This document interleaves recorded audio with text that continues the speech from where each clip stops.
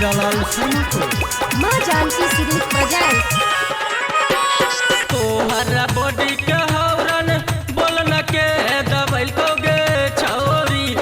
के दबैल को गे छौरी कोहबन किस्मत वाला तोरा गन्ना चूसल को गे छौरी कोहबन किस्मत वाला तोरा गन्ना चूसल को गे छौरी तोहर बॉडी के हौरन बोलन के दबैल को गे छौरी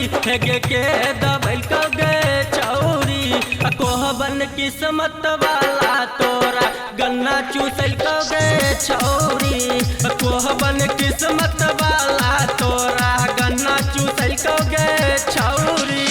Recording by S3 Studio, Bhagalpur. माँ जानकी सीरीज प्रेजेंट। कोहबन किस्मत वाला तोरा गन्ना चूसल को गे छौरी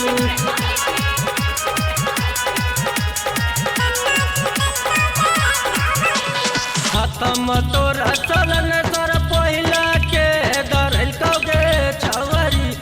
के दरल को गे छवरी कोबन ड्राइवर बा तोहर गाड़ी चलल को गे छवरी कोबन ड्राइवर बा तोहर गाड़ी चलल को गे छवरी कोबन किस्मत वाला तोरा गन्ना चूसल को गे छवरी तोहर बुसकारी में हटवा के घुसल को गे छवरी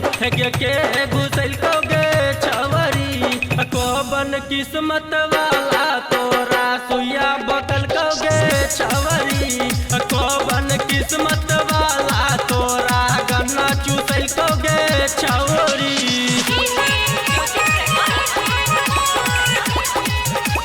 माँ Janki series present. Series films की धमाकेदार प्रस्तुति।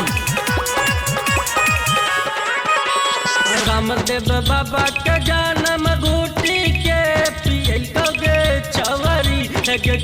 पियल को गे छवरी कोबन साधु के नतिया तोरा योग सिकल को गे छवरी कोबन साधु के नतिया तोरा योग सिकल को गे छवरी कोबन किस्मत वाला तोरा गन्ना चूसल को गे छवरी हीरालाल शर्मा सा तोरा के मिलल को गे छवरी